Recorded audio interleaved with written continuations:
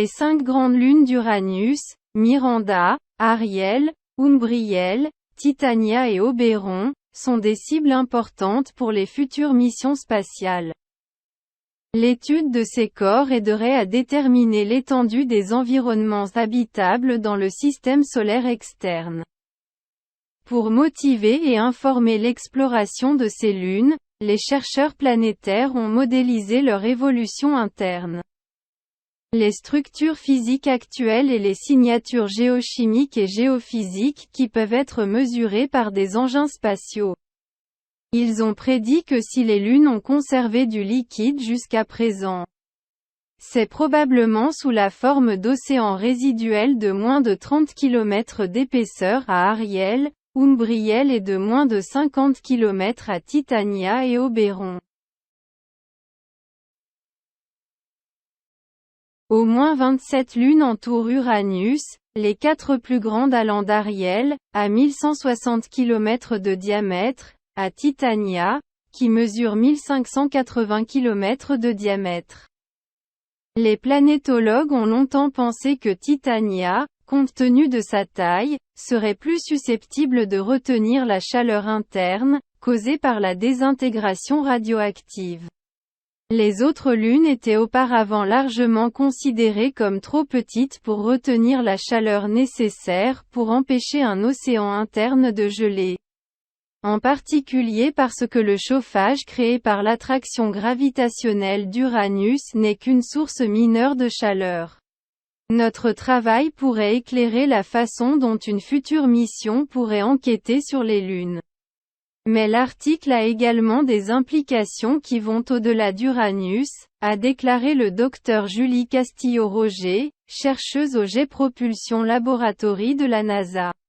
En ce qui concerne les petits corps, les planètes et les lunes naines, les planétologues ont déjà trouvé des preuves d'océans dans plusieurs endroits improbables, y compris les planètes naines Cérès et Pluton, et la lune de Saturne Mima. Il y a donc des mécanismes en jeu que nous ne comprenons pas complètement. Cet article étudie ce que ceux-ci pourraient être, et comment ils sont pertinents, pour les nombreux corps du système solaire qui pourraient être riches en eau, mais avoir une chaleur interne limitée.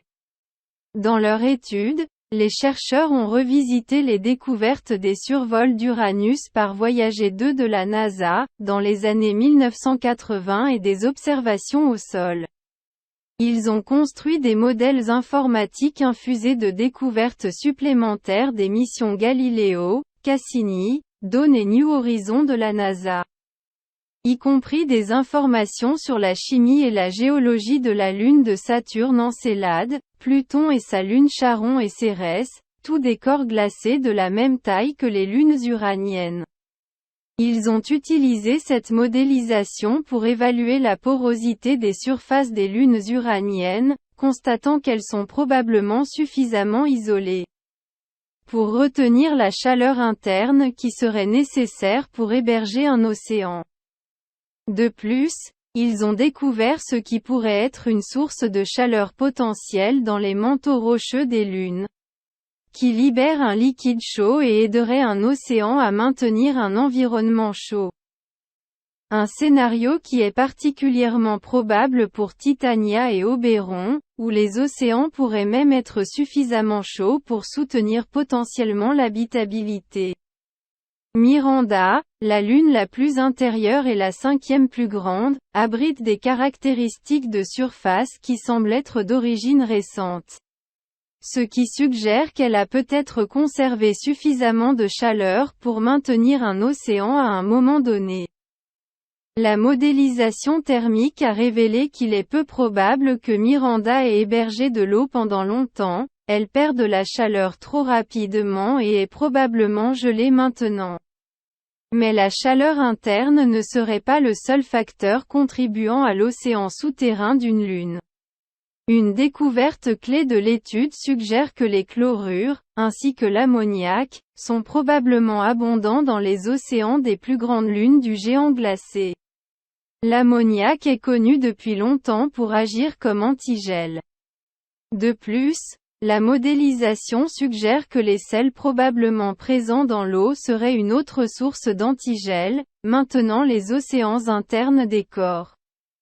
Bien sûr, il y a encore beaucoup de questions sur les grandes lunes d'Uranus, a déclaré le docteur Castillo-Roger.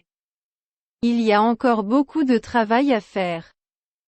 Nous devons développer de nouveaux modèles pour différentes hypothèses, sur l'origine des lunes afin de guider la planification des observations futures.